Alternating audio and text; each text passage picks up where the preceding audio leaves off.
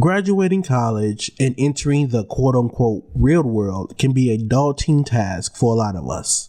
Luckily for you, I had a great conversation with a great friend of mine to help you along your journey. Just stay tuned to After the Music. You're about to listen to a great episode of the Laz and B Experience podcast. Within this episode, my hope is that you obtain something that will help you find your success. So grab a pen, get your paper, your favorite snack or drink, and really listen to what I have to say. I truly believe it can be what you need to get you to your next level in life. So grab a seat and enjoy the ride, and I'll see you on the other side.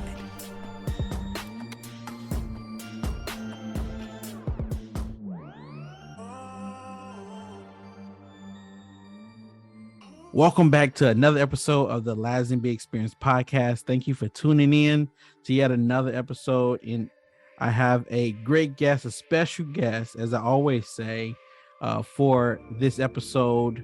All my guests are special, as I always say, because I picked them out specifically to be on this podcast because I feel like they can add something that can help you find your success or help you on your journey to success.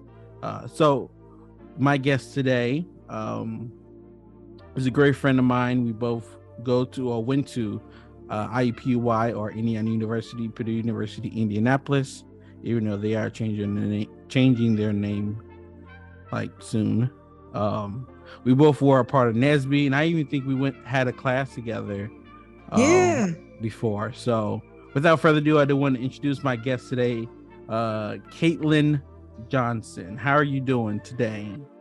I'm good. You know, I have my Friday off, so this is my early Friday Eve, so it's a good night. That's always good to have extra weekend day, because I feel like, I don't know, the older I get, the less the weekend be. It's like, yes, the weekend be like 30 seconds or so. Like, geez, I just took a nap and it's already Monday. But yeah, right.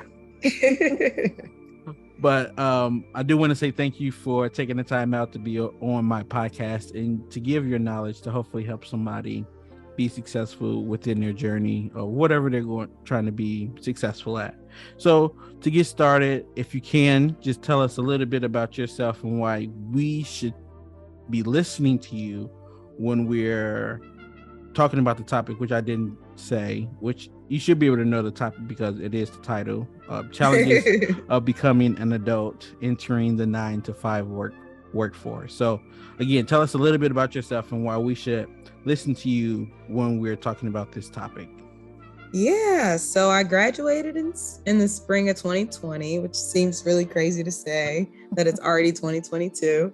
So I've been in the automotive field for about 2 years. And kind of throughout those 2 years, I've been really trying to explore, hobbies, myself, side hustles even. So I think I got a good, experience so far on what it means to be kind of entering the workforce and some things and some advice that I can give. Yes, definitely. And I'd be watching you on Instagram where you be talking about your healthcare products and you be talking about like your DUI. Is it DUI? No, what is it? Not DUI. DIY. DIY. Why can't I come up with the whatever? Yeah, you know what I meant. But I've been looking at all of that. It looks really nice, and hopefully I can be a part of that once I finally graduate and get my own home. But yes, let's move on.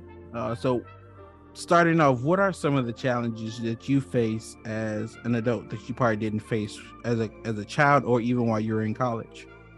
Yeah, so I feel like the main one, which is pretty obvious, maybe not, it's kind of work-life balance. You hear that a lot. I feel like it's really hard to do, especially team to team, whether you're on a group at work that, really values it and they log off like clockwork, as a salary employee, or you're in a team where they're working till midnight and, they're kind of expecting you to do the same. So it kind of just like gauging, your work-life balance and learning it and sticking to it and like kind of keeping those boundaries. It was a real big challenge. I think probably my biggest challenge. And then I guess also just understanding my wants. Because during college, I remember especially for me, I was always so busy. So I feel like kind of putting things like my like different hobbies I wanted to try, different places I wanted to travel, different things I wanted to do that I just couldn't do because I was so busy all the time. So I think just really just putting, I guess now I'm able to kind of put those things first, but it's kind of hard because now I don't know what they are because I've kind of like blocked them out for so long. So just kind of figuring out what I like to do as well has also been kind of a challenge. And, you know, yeah, that's about it. I definitely agree. Even though I'm still in school working on my bachelor's degree, I feel like I'm an adult student where I'm not my main focus is to graduate, of course, but I also have other responsibilities that come kind of before school because I need to be able to pay my rent and drive my car to work and stuff. So I Right. definitely understand the challenges of like work-life balance. And then I think another challenge is to how can I say it? I don't know. I guess it goes along with work-life balance and like being able to find things that you enjoy, because you like, for me, I'm working all the time, or I'm in class all the time, or I'm trying to get some rest. It's like finding stuff that I really enjoy, even though I mean I enjoy my job to a certain extent. It's not like something I like just No, I wake get up what you're enjoy saying. doing or whatever. But Outside of it. outside of work, yeah. So being able to find something that like I can do and enjoy and like not think about anything else and kind of relax, because I feel like I have an episode of self-care, and I have a guest who talks about self-care and how important that is. So being able to figure out how to also put that into your schedule. So when it comes to these challenges, what are some ways that you're able to kind of overcome them?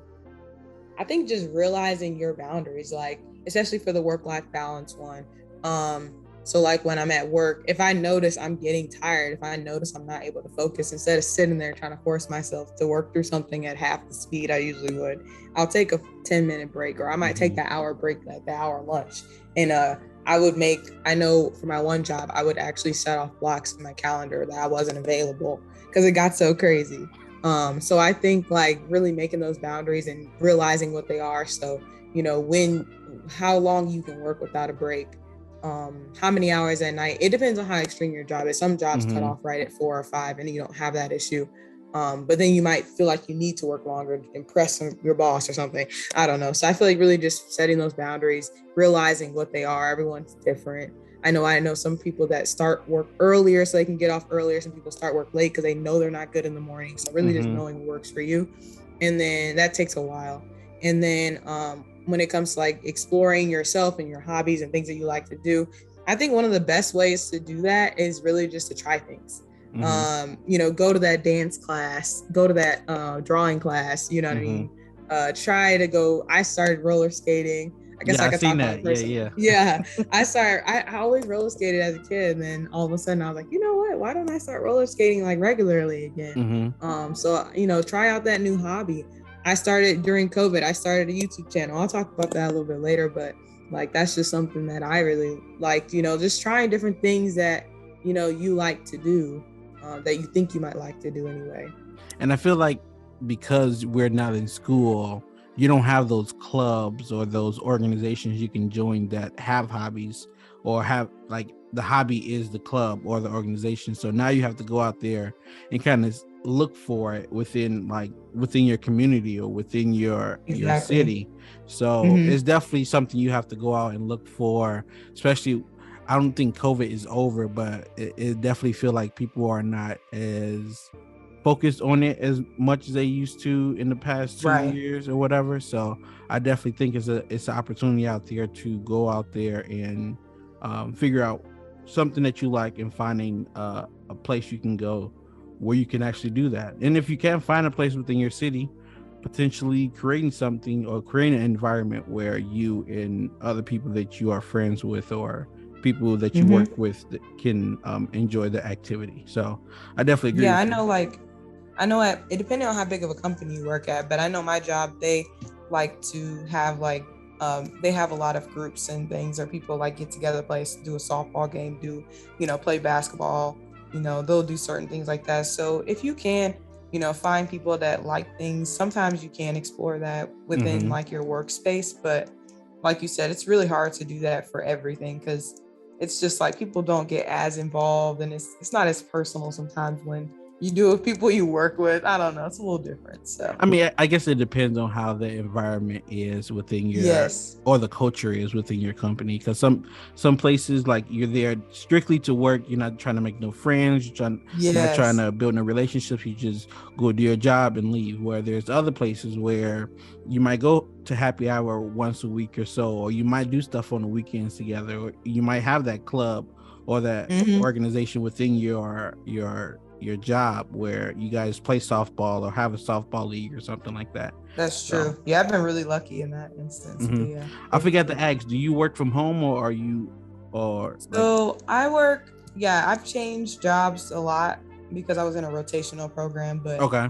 I did work I'm from home, but now I kind of have a mixture. So I work from home 2 times a week, and then I go in the other 3.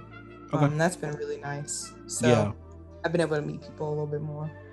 Yeah, I can attest to that. This summer I had an internship with Rolls Royce, and at first it was mostly in person, but most of my team worked from home, or they lived in a different country, so they worked from home from that country. So I definitely was able to also be able to work from home a couple of days a week, and it's actually pretty nice to be able to do that too. So it's not always, I don't think it's a good thing that, unless it's like a remote job and you're living in one state and the headquarters or whatever is in a different state. But if you're like in the same city as your company, I feel like it's good to go inside to meet people and interact with people, because if you only meet people through Teams, the only time you're gonna really talk to them is like for a meeting, right? At least one time a week. Yeah, it's really nice to go in.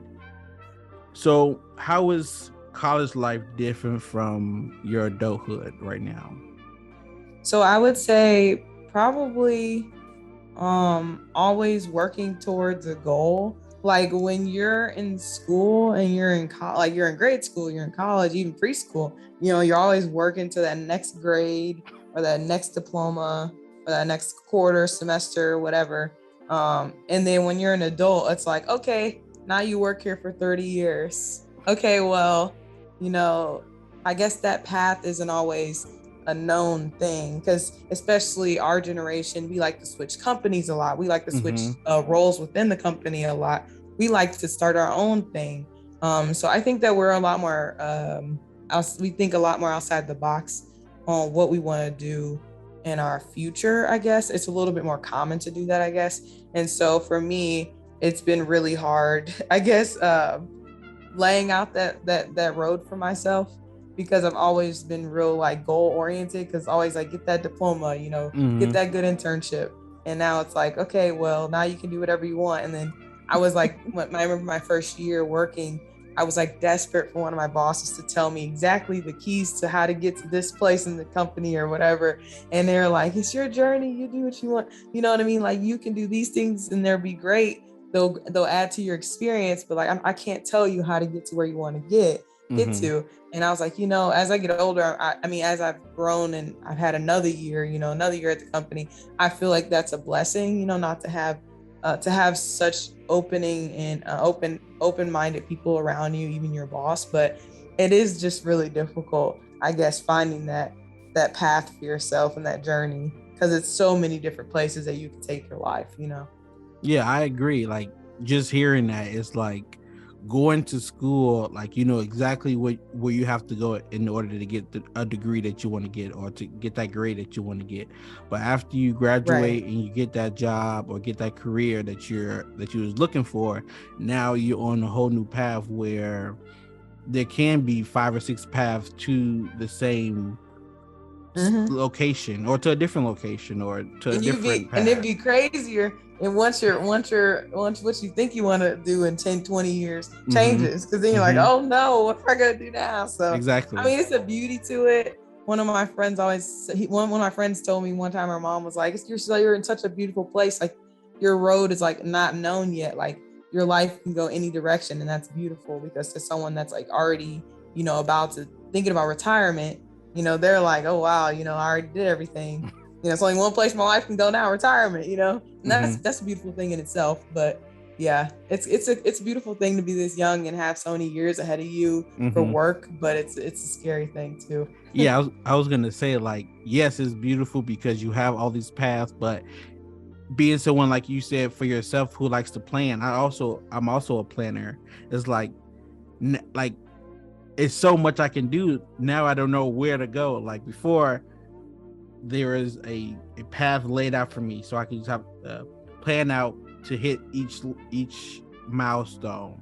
But now it's not laid out for me. It's like, what do you want to do? I don't know what I want to do. I've been told what I want to do this whole time, or told what I have to do this whole time. Now I got to figure out for myself. So it's definitely a beauty, or what do you call it? It's something in a curse. A gift and a curse. Yes, that's what I'm trying to say. Yes. I just heard a song like that. That's the only reason why I know that what you were trying to say. Else I'd have been like, what? So what is some advice you could give someone who is about to start their first career job and live on their own for the first time ever? Oh man, this is gonna sound crazy, but be honest with yourself. Like, I feel like we lie to ourselves to do something that we think is gonna be so cool. Or this is what everyone's gonna all at. You know what I mean? This is gonna be so great. We're not really honest with ourselves on what we want to do, because at some point you're gonna, hate things around. You're gonna be bitter. You're gonna be mad, like, because you didn't choose what you want to do. You weren't honest with yourself on what you want to do with yourself. Where do you see yourself? And sometimes we just don't know. But yeah, I think that's probably the best thing, is just to be honest with yourself. And I think the only reason why that was the first thing that came to mind is because that's something that I'm learning. Like, I love my field. I love what I do. But I'm just saying, like, as far as your life and like where you're taking your life, like, really just be honest with yourself and hear your voice with all the other voices in your head. Hear yours, and like and stay true to yourself and like what you want to do with your life. And that's a really vague answer, because there isn't one direction and there isn't one thing that I can like say is like it's your answer for what you want to do with your life. Exactly. But yeah, just be honest with yourself, and yeah, that's the only thing I can say, really. For me, what I would say is definitely, you're probably going to start making more money than you ever made in your life, no matter how much that is, because you're no longer like, hopefully you're no longer just working I don't want to offend anybody, but you're not working like a McDonald's job. So, or for some people, you might not be working a McDonald's job, you might be working within the field that you got your degree in. So you'll be making more money, hopefully. And one thing I would say is to live below your means and to create a budget for yourself. Like, that's something hopefully you learn in college or even before college, but like definitely after you graduate, or after you get your first I'm putting this quotation marks, real job, you're able to manage the money that you make. Because like, no matter how much money you make, if you don't learn how to manage it, you're going to lose it. Like, that's like with the lottery, people win millions and potentially billions of dollars, and within 5-6 years they're worse off than they started off, because they don't know how to manage their money and they never knew how to grow that money. So definitely learn to manage your money and learn to invest your money for the future, because you're not going to be able to work for the rest of your life, or hopefully you don't want to work for the rest of your life. And being able to invest for the future would definitely help you not have to do that. And I do have episodes about investing with other guests. I do have episodes about budgeting that I actually did from like a solo episode with myself. So definitely look at those episodes or listen to those episodes if that is something that you need to get help with. So going on, what are some things you wish you knew before starting your career and living on your own? How hard it is to I guess how important it is to have like a routine. Because I feel like when I was in college, I had a routine and I pretty much stuck to it. Mm-hmm. But I was like, I can't wait to have a more flexible where I can have time and I don't have to do everything on Sunday. Like, I can't wait to like just have a more relaxed life. I don't know why I thought college it was stressful and I was very, very like busy. But I feel like I thought for some reason I had this idea about a 9 to 5 that I'd have so much more time. Mm-hmm. And then when I got to working a 9 to 5, I just became like so lax with like, watch the simple things, making your bed, washing your dishes, Mm-hmm. doing your laundry. Cause you're like, I have all this time. And then you do, and then all of a sudden you look up and you're just like, honestly, like it kind of affects your quality of life, your brain ability to think clearly. Like just making structure a habit and keeping in how important discipline is. Mm-hmm. I'm trying to think. I guess something that I wish I knew like career-wise in like the workplace was learning the dynamic of your team. When you start working a 9 to 5, this is a really like, I guess, kind of more one of those things that might go in you all's ear and out the other. But then when you start working, you're like, oh, this is just he was talking about. But I guess like learning the team dynamic, because I know there were a few jobs that I had, especially when I was very, very new. Like I said, I was going in and out of different roles where I was interacting with a cross-functional team or somebody else that wasn't on my group, Mm-hmm. and trying to accomplish a goal, trying to help them with something. And I didn't necessarily understand either their superiority or that they were like, because sometimes if you work in a big company, you almost have customers that are other groups. So you're providing a service or a product to them, which might be like a report, whatever. Mm-hmm. And I just never, sometimes you might not come prepared because you're like, oh, I'm thinking that we're going to work through this issue in the call. They're like looking for an answer. You know what I mean? So I guess just like learning the team dynamic, the organization dynamic, really just learning the inside scoop on the team that you're working on, the group that you're working on. That goes a long way with how you present yourself in meetings, how you come and speak and just present yourself. It's really important. I don't know. I guess it really just depends on where you work but I think if you're an engineer that you probably have a similar experience where you're reporting out to somebody. I would also definitely say be able to have good presentation or communication skills. Mm-hmm. Because I mean, with me, I give presentations, or with my internships, you give presentations at the end of your internship to talk about your experience. But also with my current full-time job where I work while I'm in school, I give presentations so my company that I work for is a third-party company for another company, and we have to present to them the work that we complete at a certain phase of completion. So being able to effectively communicate what I've worked on and how it's going and any questions they might have, being able to answer those questions to their liking, and being able to just be able to effectively communicate what they need to hear, so they want to continue working with us. No, for sure. And I think that's a good way to put it. Just like your work ethic in general, just be thorough. Like when you're asked to do something, do it from start to finish and ask all of your questions. Don't hold them in. Don't like say, oh, I don't know, I don't know if this is going to sound dumb. I don't know if they expect me to know this. Like, ask your questions. Because I remember I would be so scared to ask questions, and then my counterpart might ask questions, and I'm like, oh, like no one thought they were crazy. You know what I mean? So like, I don't know, just really, really, you kind of will learn that in your internships probably that you might already be in or about to start, but really just ask questions. No one's going to think that it's dumb. And if they do, they're not going to think different of you, especially if you still get the job done.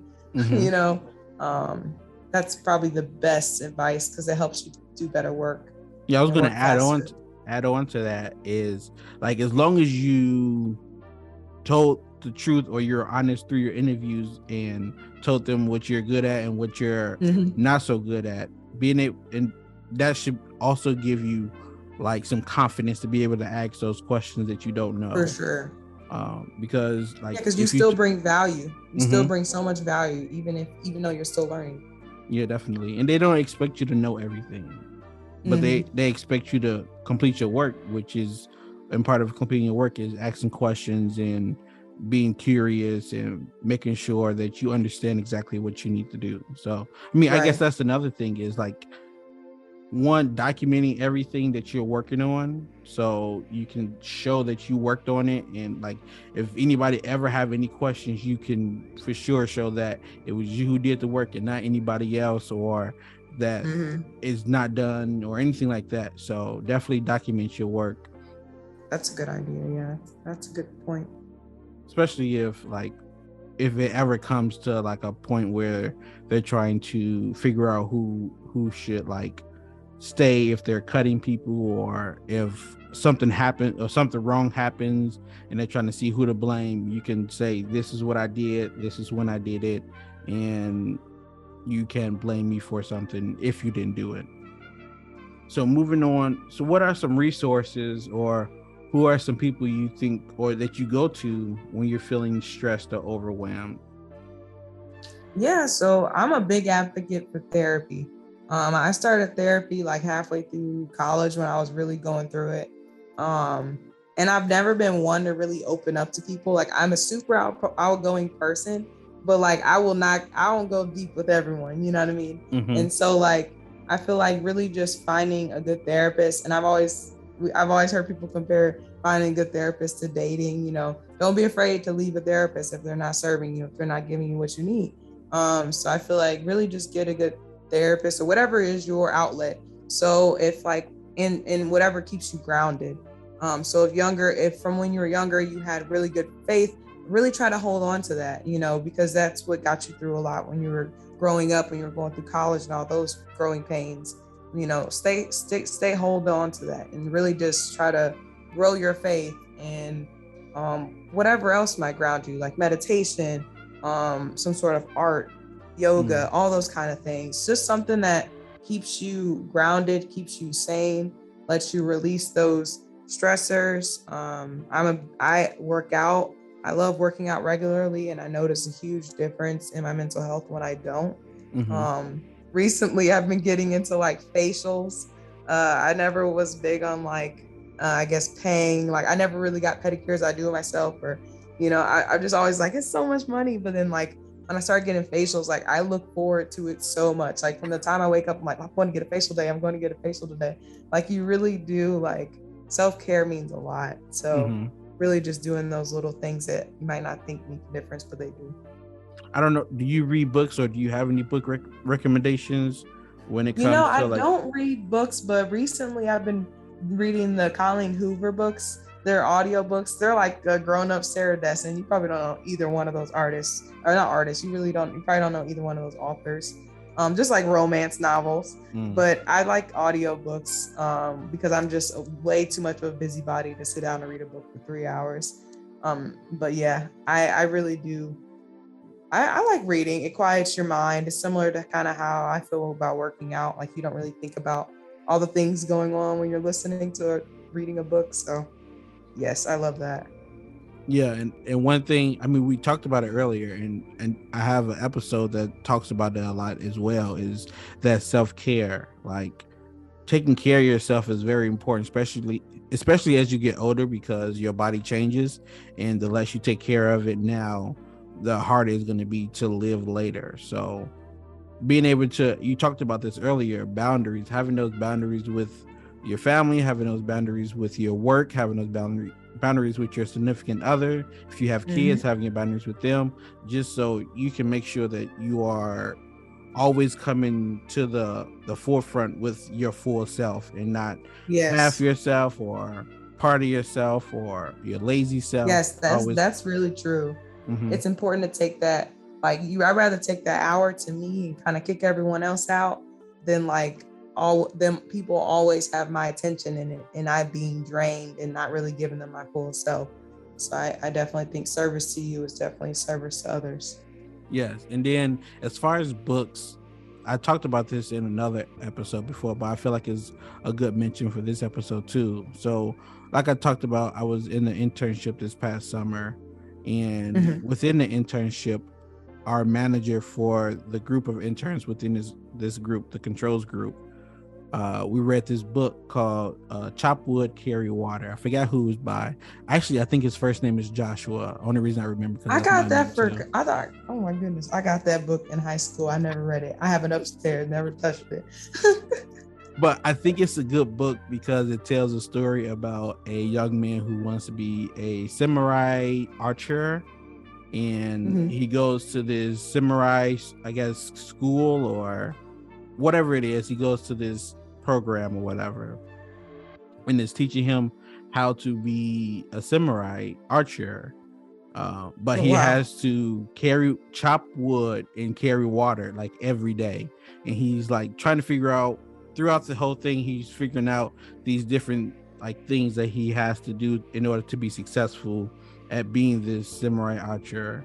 And the samurai, who's like, I guess the person he goes to every day, gives him these different advice on how to be successful and how to be patient and how to kind of stay on your path to whatever you're looking for to be successful. So I think that's a good book when it comes to like personal development or career growth, or just trying to figure out how you can be successful with whatever you're working on. So if you like to read, it's not that bad of a read. Each chapter is probably no more than 3 or 4 pages, and it's about 33 chapters, I think.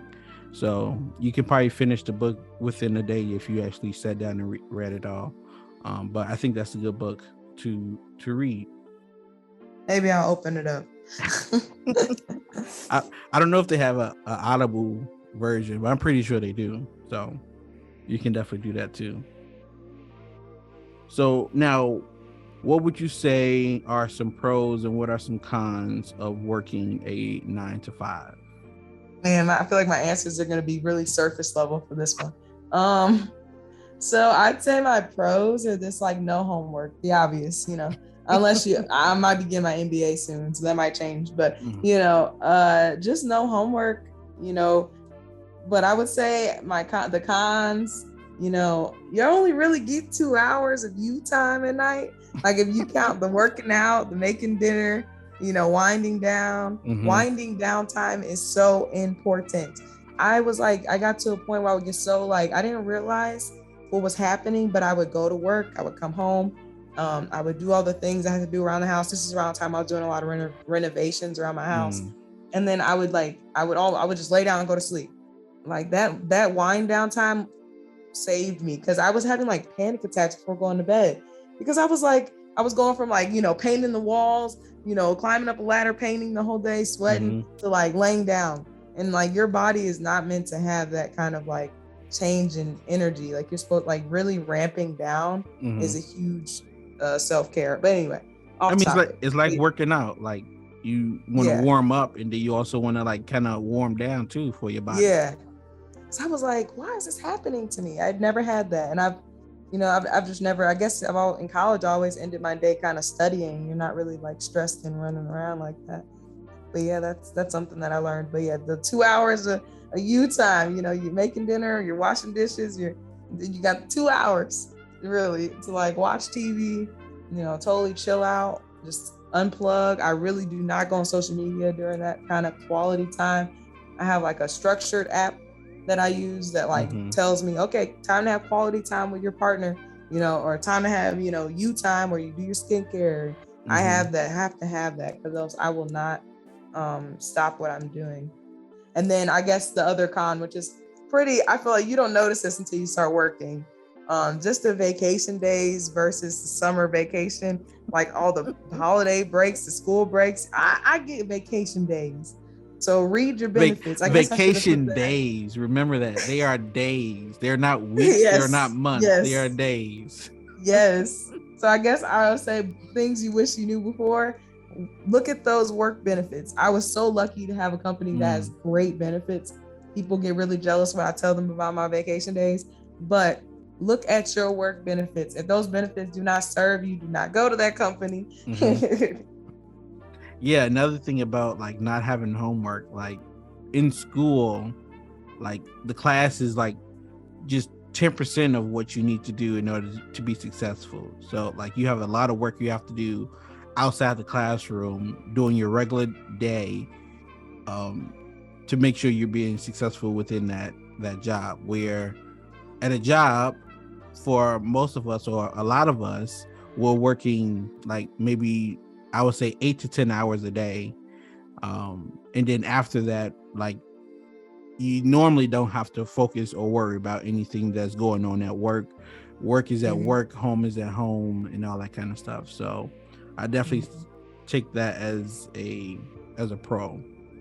One of the cons to like having a 9 to 5 or life after college is that now you have a lot more responsibilities. Like you have to, if you're used to living on campus and your classes being walking distance, for most of us, a lot of us have a commute that we have to go to work. So we have to figure out a schedule of getting to work, and you're not just worried about how long it takes you to get from your home to your job. You're worried about traffic as well, or getting breakfast as well, or being able to work out or take a shower and all that kind of stuff. So right, that's definitely, I would say it's a con because there's more responsibilities. But I mean, I feel like as an adult, I am more appreciative of where I am right now than when I was a kid or when I lived in the dorms. Me too. So it's a con, but definitely I think it can be a pro too, because now you have more freedom. You can go to sleep whenever you want to, or I mean, in college you can go to sleep wherever you want to too. But like, I don't know, it's different living on your own than living on the college campus. Oh so. Yeah, I was talking to somebody and they were saying like, I would go back to high school or college in a heartbeat. I'm like, I would not. And maybe that's just me coming from like a more sheltered, childhood, kind of private school. I wouldn't go back to being a child. I like the money. I like being in my home. I like looking around at all the stuff I bought. I can ruin it on my own time. I can make that stain on my couch and clean it up. No one will be like, I bought that couch. I don't know. I mean, I feel like there's so many more opportunities out there once you're an adult and can take those opportunities, because a lot of times, like you said, you were sheltered. So a lot of things you couldn't do that you can do now, that can potentially be something that you enjoy doing. So there's always pros, cons to everything. The thing is to make those pros outweigh those cons. Yes. And if it doesn't, figure it out. Figure out how you're going to change it. Don't just stick with something that's not working. Like I said, so many opportunities. Like if you don't like something, switch to something. If you don't like your career, switch to another. There's so many jobs, so many careers out there that you can have. And it don't have to be around what you graduated with. Like if you're like, you should be open and willing to learn throughout your whole life. So as long as you're open to doing that, you can find somewhere that you enjoy being. So just don't stop looking and don't stop learning. So this is a more specific question when it comes to being a Black woman and being in engineering. So what are some of the challenges that you face while you're working as a Black woman in engineering, basically? Yes, so I would say as far as like the challenges, I always feel like I have to be, I'm starting to get out of this because I realize like it's kind of unreasonable. You're not doing yourself justice, but I always feel like I had to be so prepared. Like every meeting I had to have my points on what I was going to talk about. Part of that's because I don't like talking out of my, I don't like just talking. I like to know what I'm going to say because that's going to sound crazy. So I feel like I've learned, I have a good balance now of being prepared and like over preparing and being stressed out because, everyone's going to be looking at me a certain way. You really just have to get that out of your head. Come in, I am Kaitlyn, I am smart, I deserve to be here.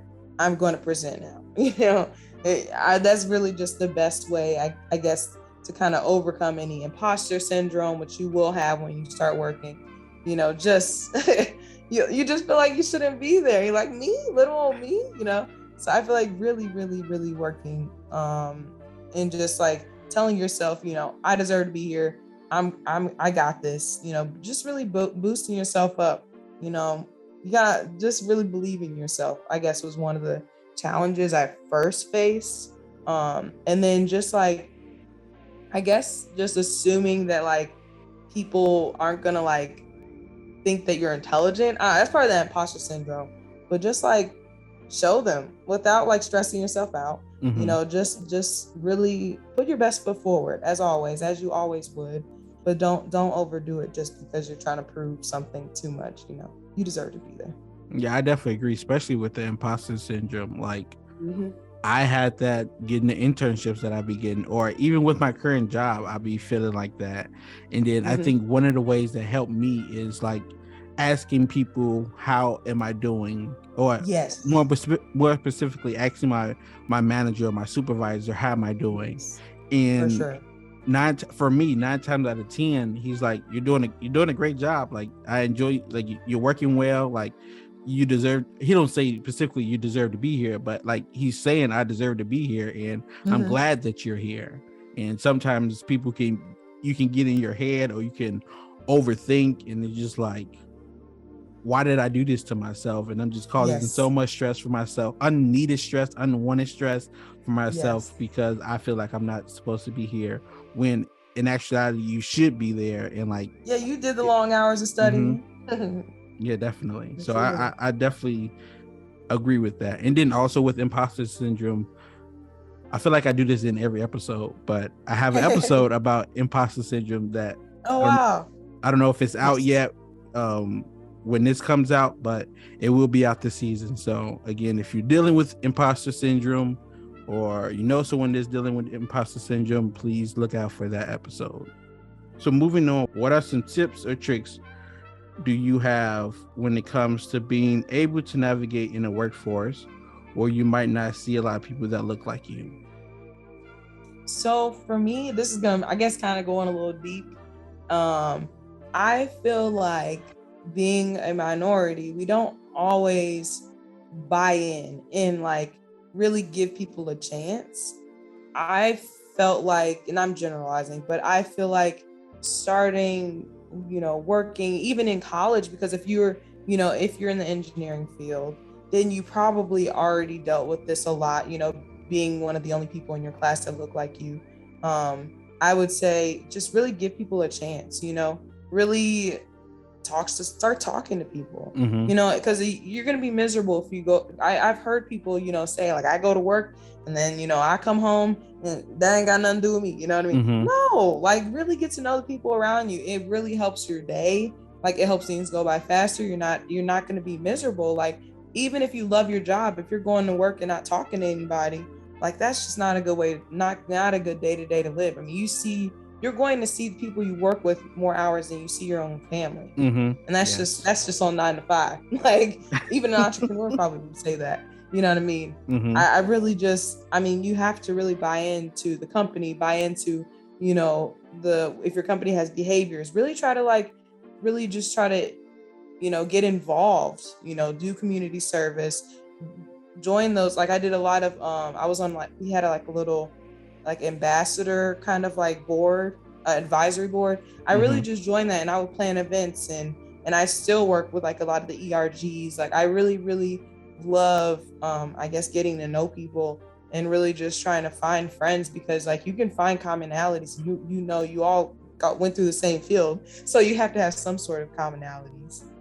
So I really think that's really important. Yeah, I was actually say the same thing about the ERGs, or for, if you don't know, employee resource groups. A lot of companies, especially engineering companies, I mean, basically because I'm an engineer and I've done internships in every company I did an internship with, talked about ERGs or employee resource groups, and they're basically clubs for work, where they're geared around a specific cause or group of people. So it can be one for Black people, one for Asian people, one with people with disabilities, one with for veterans, one for new employees. So, and you can join. You don't have to identify with those specific groups. You just have to want to help that specific group. And they always put on different events. They always probably have happy hours or networking events or presenters on different topics. So that's definitely, I definitely agree with you. Just getting out there and not feeling like you have to like just talk to people who look like you. Of course, yes, talk to people who look like you. Get form that group of people that you can trust and work with and like feel like they're family. But don't be afraid to talk to other people outside of work, if just because they don't look like you or identify with the things that you identify with. Right. Yeah, that's a really good point that you said. You know, you really do. You really do want to find your community, people that you do relate to as well, and you have the same background as, because it's nothing like that. You know, that you all know the same. You all kind of have the same, I guess, baseline knowledge about a lot of things. I think that's really, really beautiful. You know, to build those relationships as well. And then like so with Rolls Royce, they have one of their ERGs is called being Black Employee Network or something like that.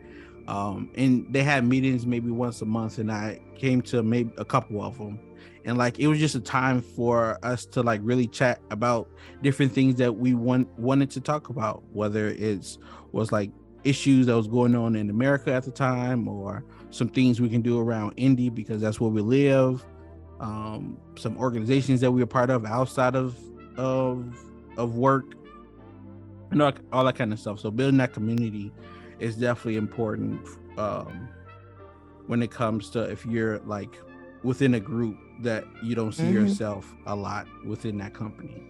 Very important. Yeah, I agree. Now moving on to finances. How do you manage your finances now versus when you were in college? And what is some advice that you can give to someone, whether they're in college or full time, that can help to manage their finances? Yeah, so I can honestly say, you know, I think being, you know, this is gonna be a bragging rights because, you know, we're engineers, we got those paid internships. My mom tells me about the internships for like criminal justice majors and things like that. They don't always get paid internships. We really do.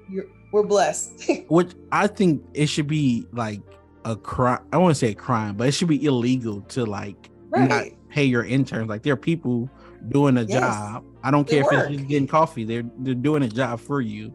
But I think that's a whole nother story. Yes, for sure. I can go on a tangent about that. But yeah, I really think that it kind of helped me at a smaller scale. It really helped me build a system for myself, you know, really being realistic with your finances on what you actually spend. That's something my mom always said to me when I was younger that she did that really helped me is just saving realistically. So don't like save yourself broke where you keep going over your budget every week.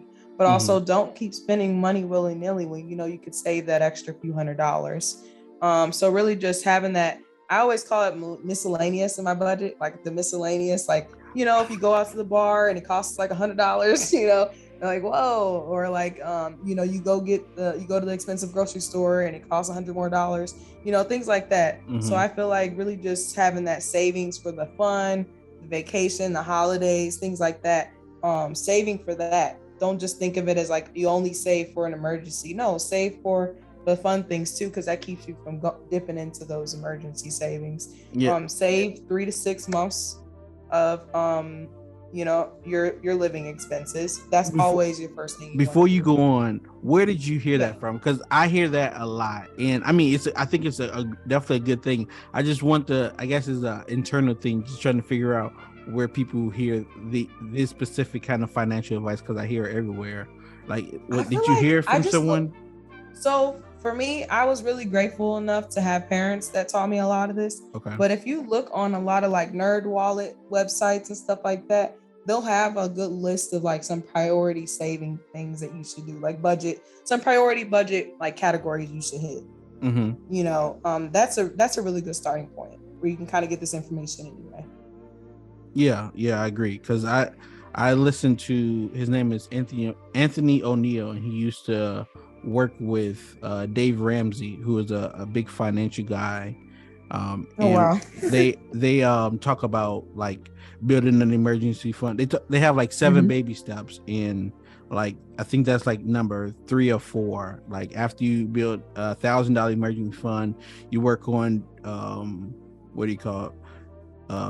Paying off all your debt outside of your mortgage, and then I think you build an emergency fund, and then I think your mortgage if you have kids. I mean, it's a lot of different things that you do, but they also talk about having the 3 to 6 months of emergency fund. And your budget will change year to year. I change my budget probably like every half a year. I mean, I think your budget can change every month. Like some months it can. Yeah. Oh, yeah, the small little. I feel like certain things, the number may go up and down depending on like your life situation.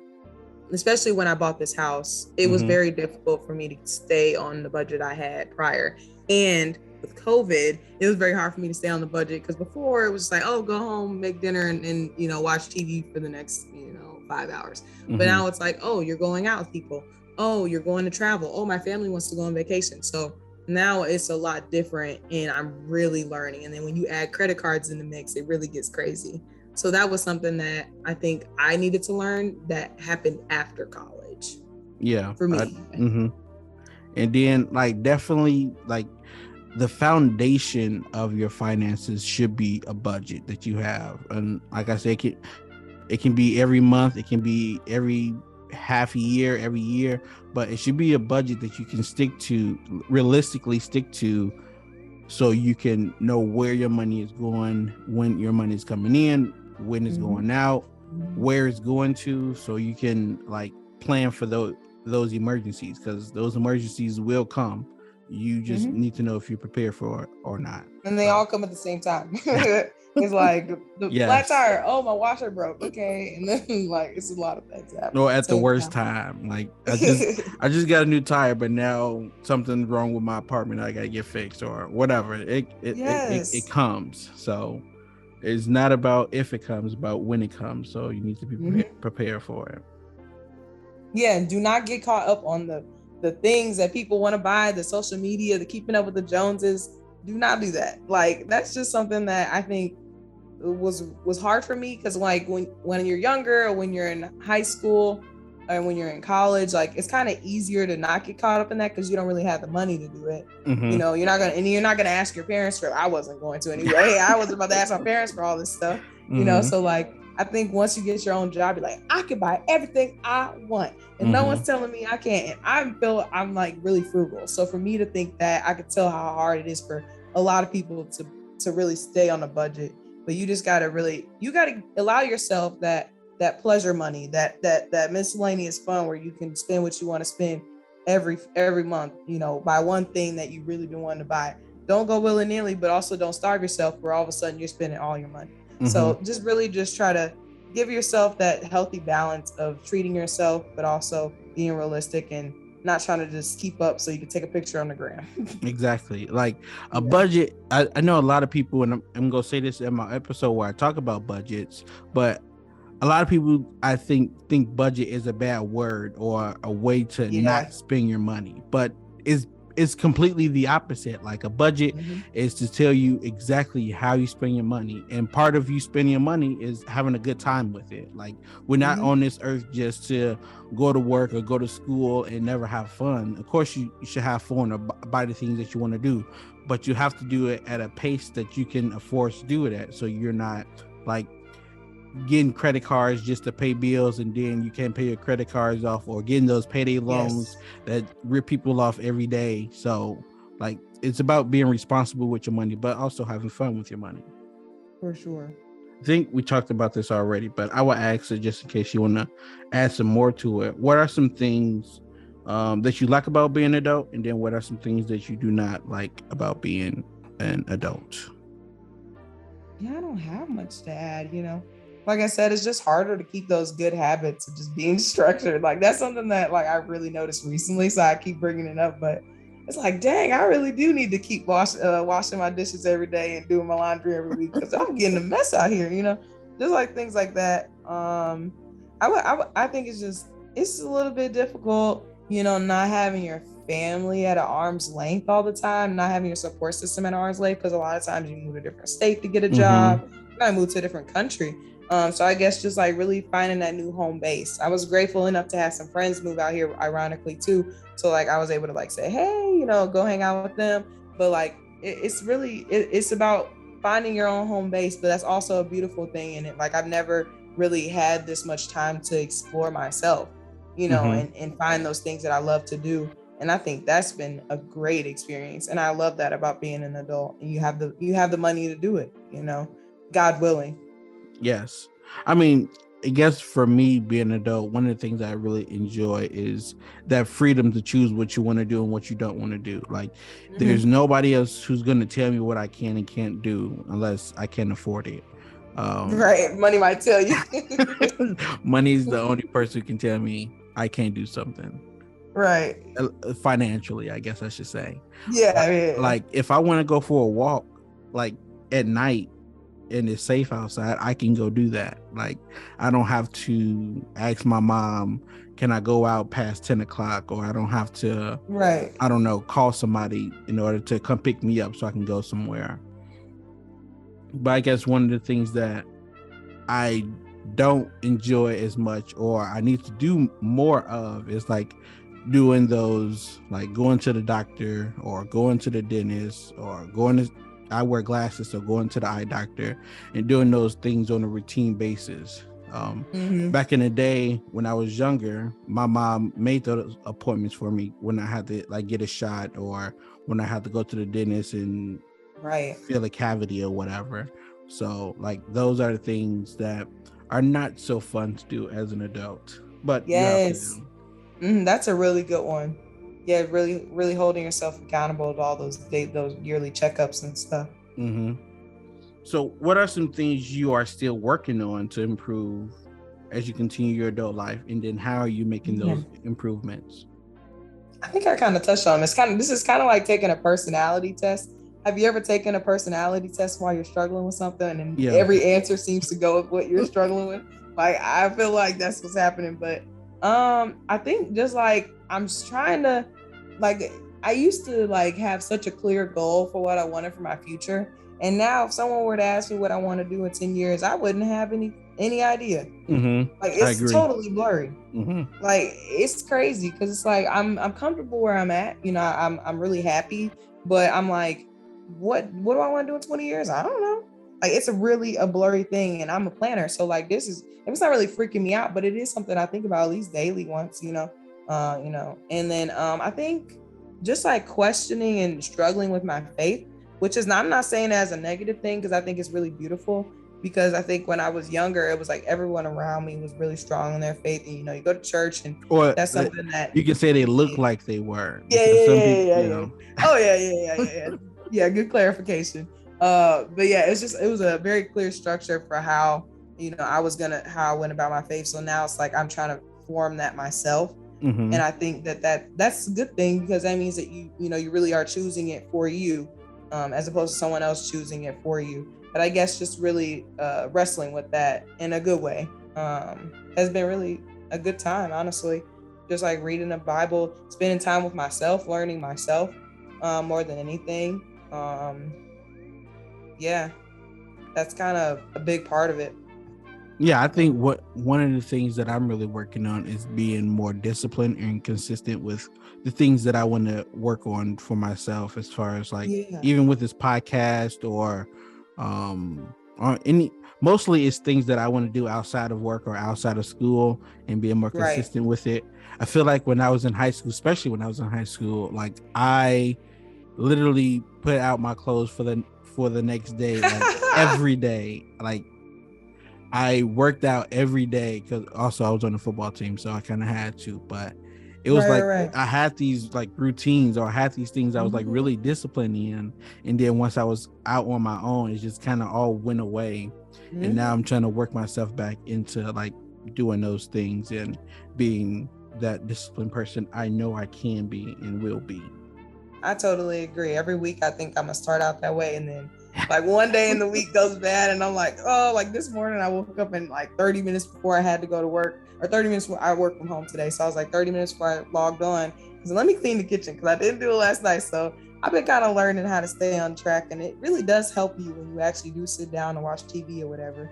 Mm-hmm. When you actually get yourself together, it makes you feel more relaxed when you're trying to actually relax. I definitely agree.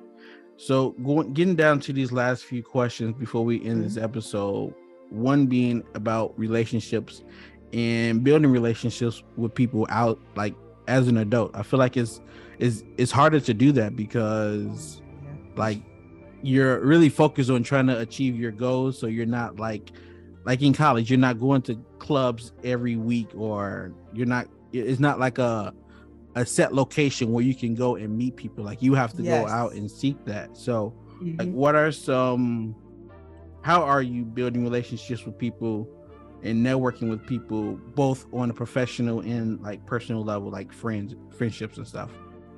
Yeah, so personally, I think professionally, I think I kind of touched on that. I've been doing a lot of volunteering, joining ERG, getting involved, planning events at work. What kind of volunteering do you do? So we have like a cares like site. So like we have a lot of events on like this website, and so I go on there and I might volunteer. And then I'm also a big brother's big sister. I'm a big sister for that. Yeah, I know you are too. Every time I hear that, it just like I light up because like I enjoy it. I love much. it. It's been about a year and like 2 months. Okay, so, really nice, nice. Yeah, so I really enjoy that. That's kind of like a consistent way of me, you know, giving back, and also like I just really have a good relationship with my little, so that's been great. So we'll have to talk about that more now. Yeah, I know. I love it. Yes. And then let me think. So then personally, I actually did find a really big group of like Black people that also are at my company and in the same like class of incoming people. And we got a group chat going, and we like someone will throw in something that they're attending here in the area, and they'll go, and then we'll all go. So I think really just I've been kind of getting a base of like actual people that, you know, I can really, really connect with in that group chat, and not, you know, I just been really kind of trying to find like friends, honestly. And I've never been really the one kind of person to really like gain friendships at my workplace, but it's kind of, you don't have no choice when you live like in a different state. And everyone's really cool, and we kind of just like set that boundary, and it's a beautiful thing. I don't know, I really have had a good time making friends. And then I joined a gym, and I've made some really good friends at the gym. That's I didn't expect that, but yeah, it's been good too. Yeah, I would definitely say like if you want to build relationships, whether it's on a professional or personal level, you have to put yourself out there. Like a lot of people, including myself sometimes, or a lot of times I should say, like only way I'm going outside is if I have to go to work, I have to go to class, or if I have to get some food or go to the grocery store or something like that. And like if that's your life, there's no way that you can go out and meet new people, especially if you're in a new city or if you started a new job somewhere. Like you have to go out there and try to meet people. But then you might ask, okay, I want to go out there, but where do I go? In Indianapolis, and I'm pretty sure in almost any other kind of major city, they're like different I want to call them clubs, or maybe like organizations that you can join. Like here in Indy, there's this Black, what is it called? They just changed their name, but it's basically Black Professionals of Indianapolis. Yeah. I used to go to their Christmas party. Yeah. So like joining things like that, and it doesn't have to always be race based, but that's just an example because that's something I actually do.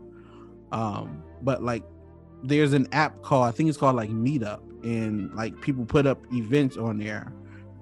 There's another app called Eventbrite where events are put up every day about different events that's go on in your city. So if you put in that effort and you go out there and try, you're gonna find people that you can connect with, again, on a professional and on a personal level.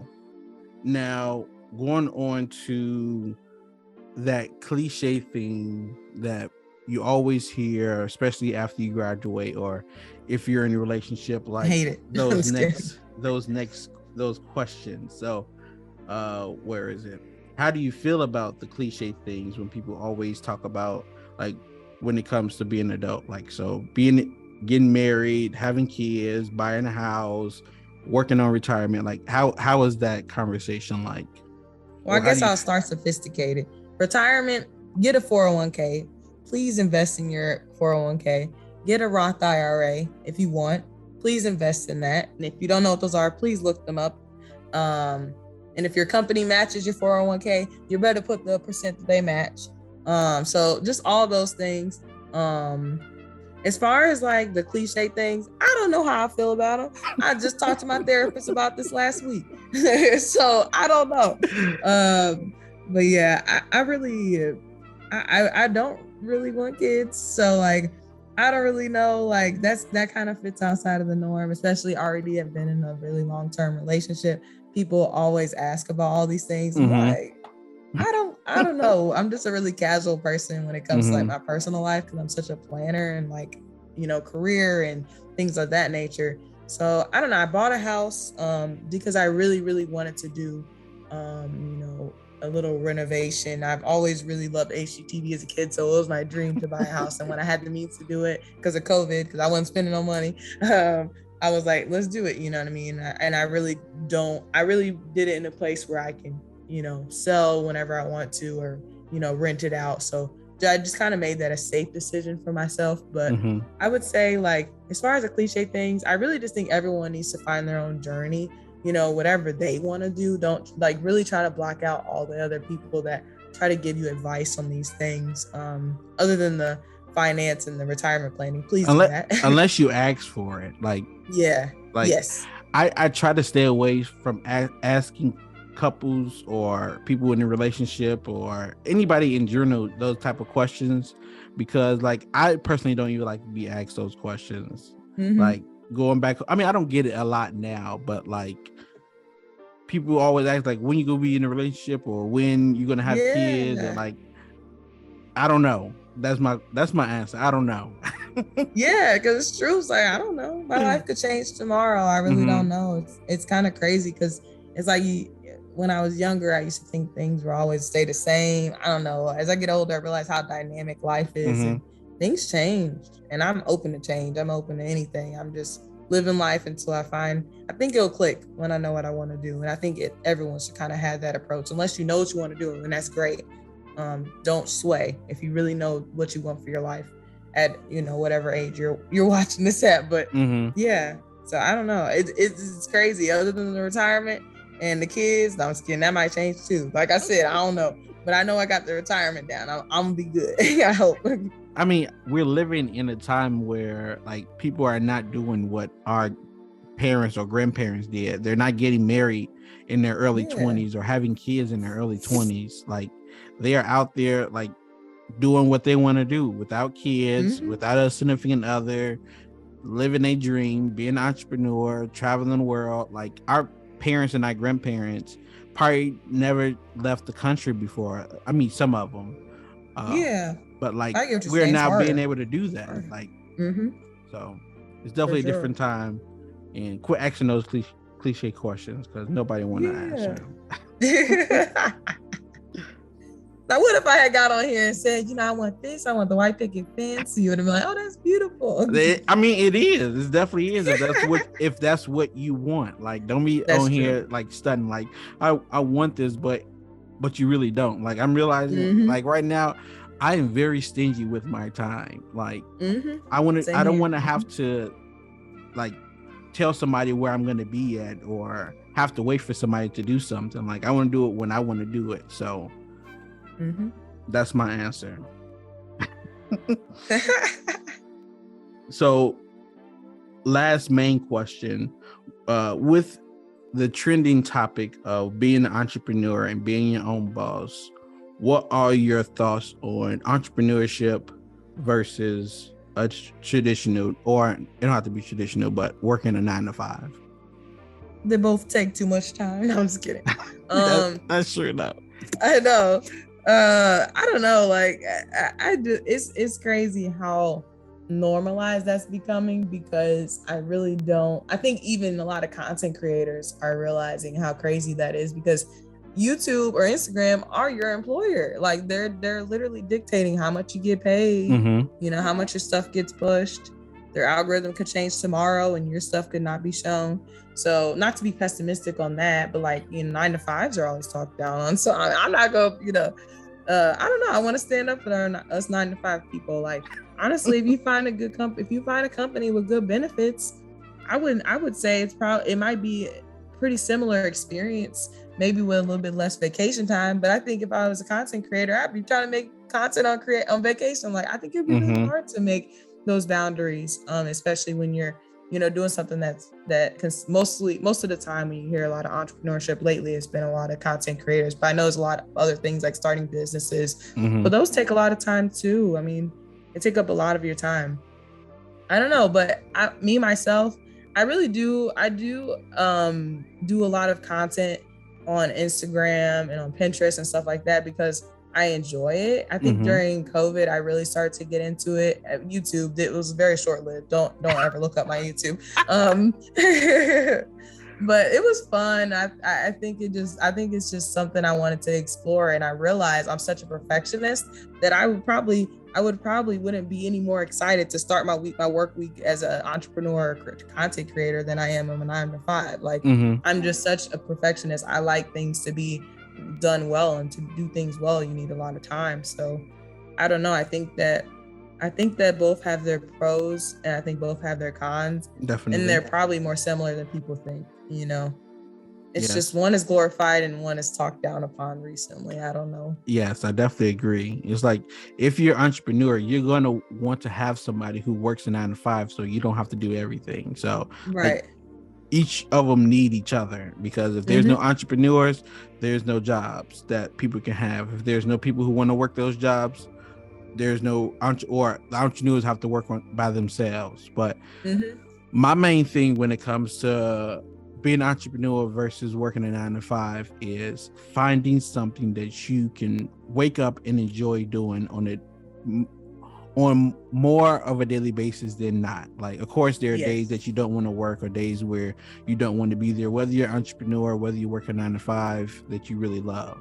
So if you can find something that you truly love to do, whether it's in the form of owning your own business or in the form of going in the corporate world, like, as long as that's something that you enjoy doing, that's all that really matters. Because, like, in this day and age, with so many things just in the world that is not going right, like, if you can find peace somewhere, like, go after it and like live for that. So I totally agree.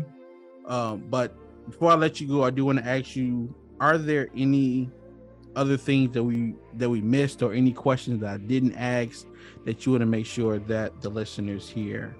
I would say just fall in love with your journey. Don't look at nobody else and compare. Don't listen to anyone else's advice and let it sway you. Just let it be advice. I really just think, like, in every aspect of your life, whether it be the cliche questions, whether it be your actual career, whether it be if you want to be an entrepreneur, really figure it out for yourself and pursue what you want to do. And don't be afraid to try a lot of things either. Yep. I totally agree. I'll probably cut that's you off. That's about it. Okay. No, that's it. That's all I got. I probably would have just started rambling. So you good. And then if there's one or two things that you want to make sure the listeners leave with, if they don't leave with anything else, because I feel like we talked about a lot today. But if there's one or two things that you want to make sure that everyone remembers from this episode, what would you say those things are? Man, take care of yourself, whether it be self-care, some form of faith. Just take care of yourself, whether it be a social media detox, whether it be filtering out the social media that raises your heart rate. Really just really take care of yourself. It's hard to do that these days, because it seems like we're trying to pack our time more and more these days, but really just take care of yourself. That's the most important thing. Health comes first. Yes, because if you ain't got health, nothing else really matters. Because if you have to keep going to the hospital every day because of a sickness, or you have to keep taking these pills every day because of whatever, like, not drug pills, but like either one really. But like if you Yeah, have to really. keep doing that, Either one. if you have to keep doing that every day, like that, like kind of deflates the I wouldn't say purpose of life, but the happiness or the peace you get from life. So Your quality of life for sure. Yes, I agree. Yes.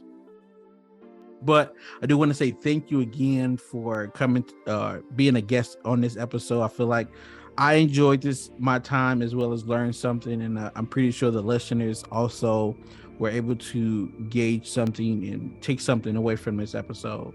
But before we leave, I do want to give you a chance to also plug anything or shout out anything that you might be having going on that you want the listeners to know about. Yeah, so nothing really, nothing going on. But my IG is KatieJ with 2 E's, KatieJay_. Feel free to follow me. I ran about a lot of stuff. I like to talk, so this was fun. But yeah, that's it. Definitely. Thanks for having me. This was fun. Of course. Yes. This was definitely fun. I learned something from it. I'm almost 100% sure. I'm going to say 100% sure that the listener is going to learn something from it. So again, thank you for taking the time out to be a part of my podcast. And to my listeners, thank you for tuning in. Thank you for listening. Hopefully, like I always been saying, like for the last 5 minutes, that you guys learn something from it and be able to use it for your future. Again, thank you for listening to this episode. And until next time, continue your journey until you reach your success. Thank you for taking the time to listen to this episode of the Lazenby Experience podcast. I really hope you were able to receive valuable information that will help you take actionable steps to get you closer to achieving your goals. If this is true for you, I would really appreciate it if you shared this episode with others, comment your thoughts, and subscribe to continue receiving updates on new episodes. I truly am excited about how my experience, the Lazenby Experience, can make a difference in your life. Again, thank you for listening to the Lazenby Experience podcast. And until next time, continue your journey until you reach your success.